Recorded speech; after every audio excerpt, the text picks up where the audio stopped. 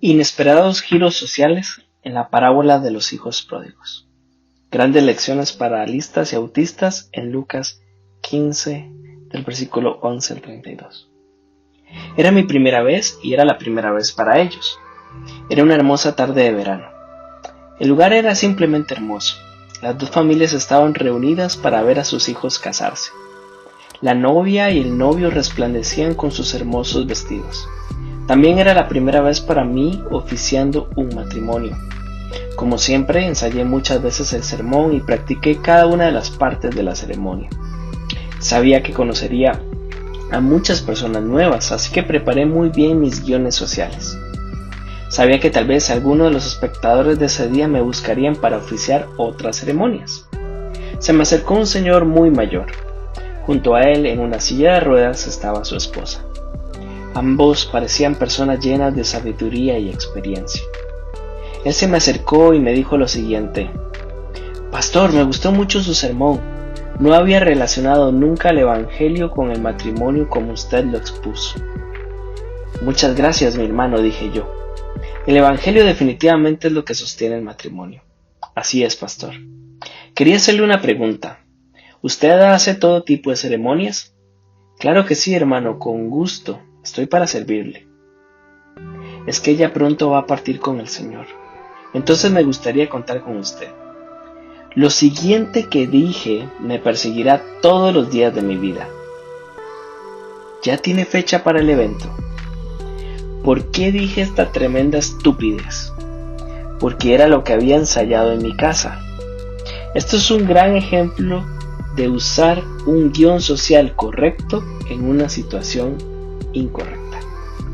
Muchos autistas sabemos que tener un guión social nos ayuda a reducir nuestra ansiedad durante una situación social. Es como un bastón que podemos usar cuando tenemos que socializar en territorios desconocidos o con personas nuevas. Algunos los hemos utilizado por tantos años que los demás piensan que somos muy fluidos hablando, pero todo es un simple guión. Nos da la ilusión de control y de seguridad. ¿Cuál es el problema? Que en ocasiones ocurren cosas fuera del guión o pasan imprevistos. Así es, cosas pasan que nos arruinan nuestra torre hechas con cartas. Les sorprendería si les digo que tenemos ejemplos de personajes en la Biblia que han utilizado guiones sociales para enfrentar situaciones sociales. El ejemplo que quiero resaltar en esta ocasión se encuentra en Lucas 15 del 11 al 32. El capítulo es llamado por muchos biblistas como el capítulo de las cosas perdidas. En el marco de una acalorada conversación entre Jesús y algunos religiosos profesionales de la época, el caballero de la cruz recurre a tres grandes parábolas. Tenemos muchos debates acerca de la división de estos relatos. Algunos piensan que los tres se tratan de una sola parábola ampliada, mientras que otros ven más bien tres parábolas separadas que están organizadas en un aumento de dramatismo. De todas maneras, nos vamos a concentrar en el relato conocido como la parábola del hijo pródigo. El relato inicia con un hombre que tenía dos hijos. La primera frase del relato menciona a los tres personajes principales. No podemos obviar a ninguno de ellos. Hay dos hermanos, y cada uno de ellos representa una manera diferente de estar alejado de Dios y de buscar la entrada en el reino de los cielos. El menor de ellos dijo a su padre: «Padre, dame una parte de los bienes que me corresponde».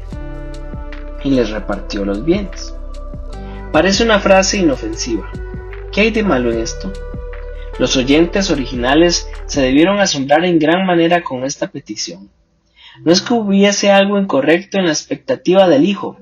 El problema estaba en que la división de la herencia solo tenía lugar cuando el padre moría. Aquí, el hijo menor pide la herencia ahora, lo cual era una gran falta de respeto, ya que hacerlo cuando el padre aún vivía era igual que desearle la muerte. El hijo menor estaba diciendo básicamente que quería las cosas de su padre, pero no a su padre. Su relación con el padre era un medio para poder disfrutar de sus bienes, y ahora estaba cansado de esa relación. Se quiere ir. Dame lo que es mío, dice en este momento de su vida. Un padre tradicional de Oriente Medio había respondido a tal petición echando al hijo de la familia con nada más unos cuantos golpes. Su padre no hace nada parecido, simplemente repartió sus bienes entre los dos hijos. El padre soporta con paciencia una terrible pérdida de honor, así como todo el dolor de ver su amor rechazado. En aquellos días, cuando el padre moría, el hijo mayor recibía el doble de lo que los otros hijos heredaran. Si un padre tenía 2 herederos, el mayor habría recibido 2/3 de la herencia y el menor habría recibido 1/3. El hijo mayor recibe su parte al mismo tiempo. Está claro que el padre todavía goza de autoridad. Otorga el derecho de posesión, pero el hijo mayor no presiona para obtener el de disposición. Aún así, de entrada, cada hijo recibe su parte de la herencia familiar. Al pródigo le mueve su propio orgullo y no le importan las demás cosas. Grita, dame la parte que me toca, como diciendo, que el diablo se quede con el resto. La naturaleza de una familia rural no está en acciones, depósitos ni cuentas corrientes. Se halla en un conjunto de casas, animales y tierras. Quedarse de repente sin 1/3 de todo significaría una pérdida que haría tambalear al clan familiar en su totalidad. El hijo menor es también un desagradecido porque no tiene confianza.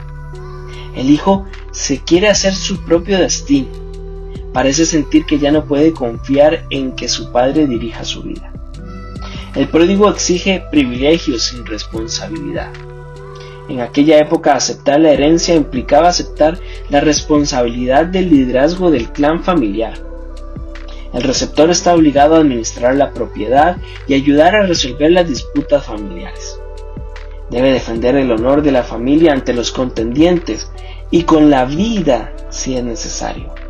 Se compromete a incrementar la riqueza del clan y se compromete a representarlo con nobleza en los actos oficiales, como bodas, fiestas, funerales. Debe construir la casa de su padre, pero esto es justamente lo que el hijo menor no quiere y no pide. El relato prosigue diciendo que no muchos días después, juntándolo todo, el hijo menor se fue lejos a una provincia apartada y allí despreció sus bienes viviendo perdidamente.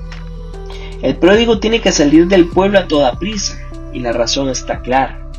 Va por el pueblo intentando cambiar su herencia por un saco de monedas de oro. En el siglo I era costumbre judía que si un joven judío perdía la herencia familiar entre los gentiles y se atrevía a volver a casa, la comunidad tiene que romper ante él un gran recipiente y gritar: Funalito queda cortado de su pueblo. A esta ceremonia se le denomina Ketsasa. Después de la misma, la comunidad ya no tendrá nada que ver con esta persona descarriada. Al vender su herencia y llevársela consigo, el pródigo corre un riesgo tremendo. Si pierde ese dinero entre los gentiles, habrá quemado los puentes y no podrá volver a casa. Ya no podrá reclamar ningún derecho y nadie le acogerá. Cuando todo lo había malgastado, vino un hambre en aquella provincia y comenzó a faltarle. El relato no explica de qué manera dispersó su dinero. La larga tradición daba por sentado que el pródigo gastó sus recursos de manera inmoral, basándose en los comentarios difamatorios de su hermano mayor. Pero de hecho, el hermano mayor no sabe nada, y la parábola guarda silencio al respecto. Todo lo que sabe el lector es que se gastó el dinero. Cuando la herencia del hijo menor se termina, en el espectro del hambre se cierne sobre él. Cual amenazadora nube de tormenta, se da cuenta de que tiene un gran problema. Entonces fue y se arrimó a uno de los ciudadanos de aquella tierra, el cual le envió a su hacienda para que apacentara cerdos. ¿Por qué no volvió de una vez a su casa? Hay por lo menos 2 razones que le retienen en este país lejano. En primer lugar, la idea de soportar el desprecio de su hermano. Si vuelve, no solo iba a ser culpado por el pasado, sino también obligado a vivir de la herencia de su hermano. Tendría que comer el pan de su hermano y por lo tanto estar en deuda con su padre y con su hermano, cuya hostilidad será cada vez mayor. Se trata de una copa demasiado amarga. No puede beberla, por lo menos todavía no. Su problema con el hermano le impide relacionarse con el padre. En segundo lugar, debe enfrentarse al pueblo. Ha roto su relación con la comunidad entera y ahora todos le van a despreciar. Se le hace duro imaginar llevar su vida ahí. El pródigo lo soportará casi todo antes de perder su orgullo y regresar en humillación a su familia y a su pueblo. El verbo traducido como consiguió empleo se usa en el Nuevo Testamento simplemente en el sentido de que un hombre se acercó a otro. El ciudadano de aquel país es muy probable que no quisiera nada al pródigo y que trate de liberarse de él ofreciéndole un trabajo que el mendigo va a rechazar de seguro. Este joven pródigo en particular ya es conocido en la comunidad de la provincia lejana. Debe de proceder de una familia de clase alta porque llegó con mucha plata. Por su forma de vestir y de hablar saben que es judío. Eso significa que va a aborrecer a los cerdos, y si le queda algo de honor se negará a alimentarlos. En Oriente Próximo los musulmanes y los judíos siguen detestando a los cerdos porque lo dicta su religión. Resulta difícil comunicar lo repulsiva que resulta la idea de alimentar cerdos a alguien cuya cultura y tradición les tiene asco. Pero el pródigo está desesperado. Acepta. Él desea llenar su vientre de las algarrobas que comían los cerdos, pero nadie le daba. El vocablo griego que hay detrás de hubiera querido es una palabra fuerte. Significa, entre otras cosas, deseo, lujuria, apetito y anhelo. El pródigo estaba desesperado por comer de lo que le echaban a los cerdos, pero su estómago no podía digerirlo. Las algarrobas son vísceras. Como judío, el pródigo probablemente no se rebajaría a comer los restos de carne de cerdo que se dejaban a los pastores cuando el señor ciudadano mataba algún animal. Si ya era lo suficiente repugnante el tener que alimentar a los cerdos, comer vísceras era algo impensable. Su desesperación alcanzó mayor profundidad. No se había quedado sin cuerda del todo, no todavía. Su absoluta necesidad llegó a ser mayor que la vergüenza que iba a pasar ante el padre, su hermano y el pueblo. El brutal peligro al que iba a estar expuesto en el pueblo era ahora inevitable. Se moría de hambre y un hombre que tiene que comer no va a hacer nada suficientemente bajo para conseguir su alimento. De ninguna manera se planteó en serio el volver a casa hasta haber probado sin éxito todas las alternativas. Pronto iba a estar demasiado débil hasta para caminar. Llegados a este punto, Lucas nos dice que volviendo en sí, este pródigo dijo: ¿cuántos jornaleros en casa de mi padre tienen abundancia de pan y yo aquí perezco de hambre? ¿Se arrepintió? No sabemos a ciencia cierta lo que está pasando en su corazón, pero sí sabemos lo que está pasando en su estómago. No dijo: deshonré a mi familia, ni he acusado una gran pena y una gran angustia para mi padre. Ni siquiera lamenta por haber perdido dinero. Habla consigo mismo y piensa: en efecto, otros comen mientras yo tengo hambre. Tengo que hacer algo.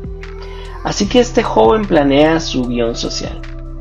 Tenía que ser un discurso convincente para hablar con su papá.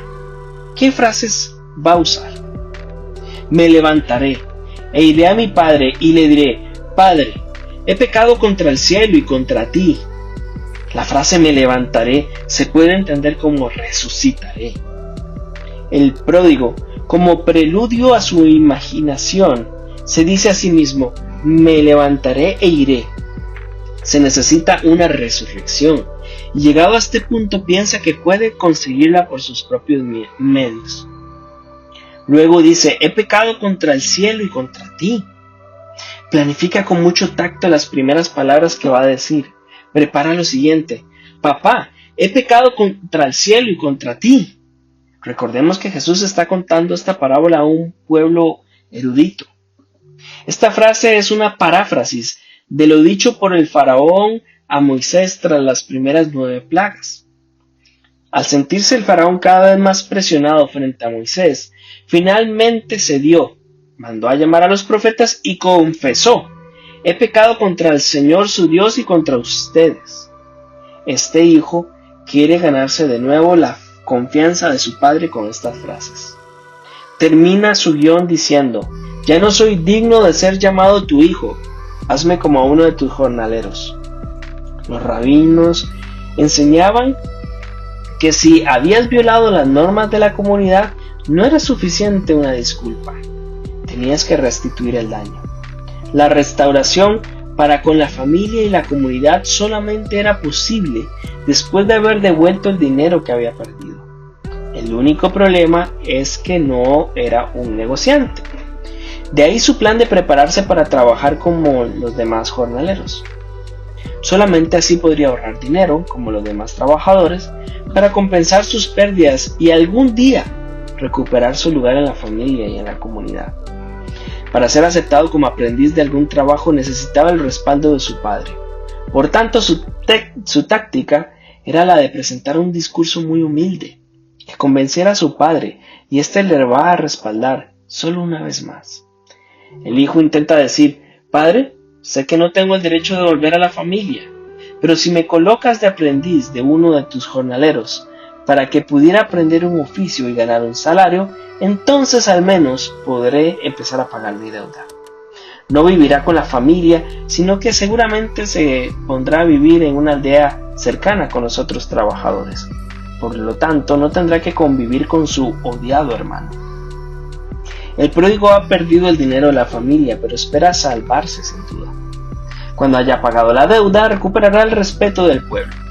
Su padre seguro va a quedar impresionado de su humildad al inicio del proceso y del éxito al final del mismo. El plan iba conforme a lo pensado. Se llenó de valor y se fue a ver a su padre. Encuentra a su padre y va a empezar a decir lo que ensayó. Él dijo: padre, he pecado contra el cielo y contra ti, y ya no soy digno de ser llamado tu hijo. Pero ¿qué pasó con el resto del discurso? Increíblemente aturdido, el pródigo no termina de decir lo que quería. Deja de lado la oferta de convertirse en jornalero. No intenta ofrecer ninguna solución a su distanciamiento. ¿Qué hizo el hijo pródigo con su guión? ¿Por qué no terminó las frases que tenía pensadas?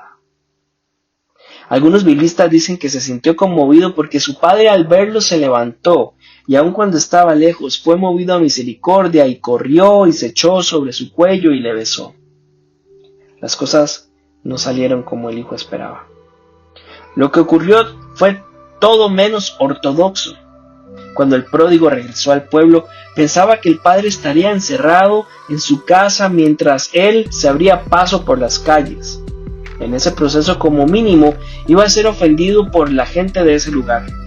Y cuando descubrieran que había perdido dinero entre los gentiles, se pondría en marcha la ceremonia del Kinshasa.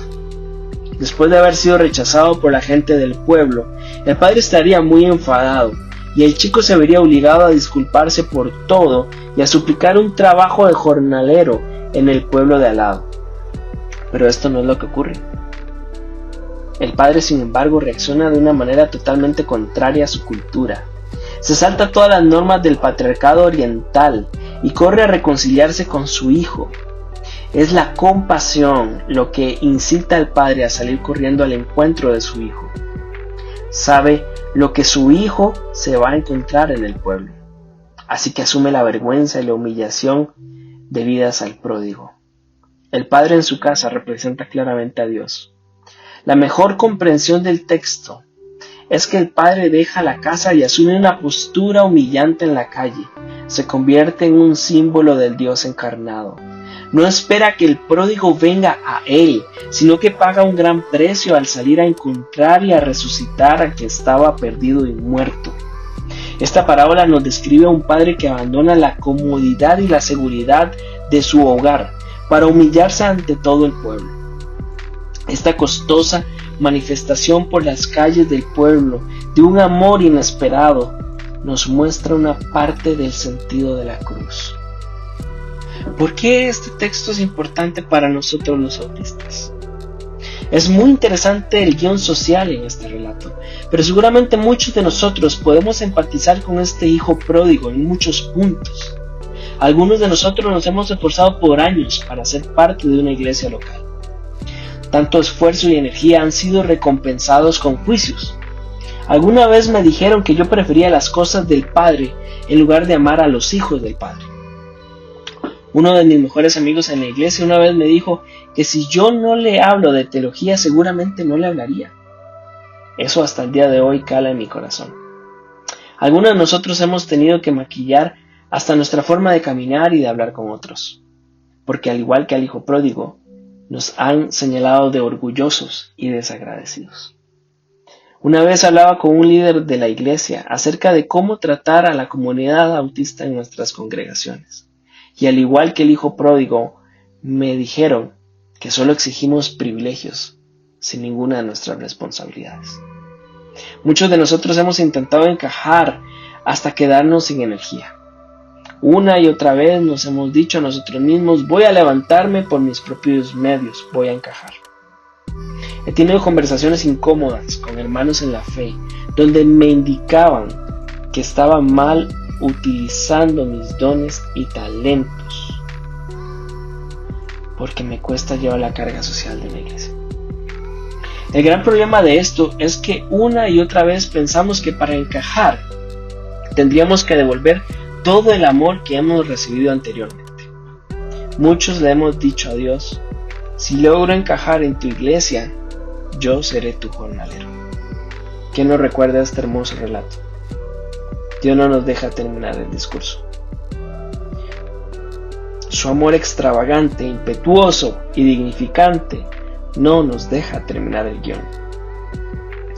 ¿Cuánto hubiera querido que aquella tarde de boda no me hubieran dejado terminar decir mi guión? Porque un buen discurso en el momento incorrecto ya no es un discurso épico. El Evangelio nos recuerda que somos parte del cuerpo del Señor solamente porque Él mismo nos inserta.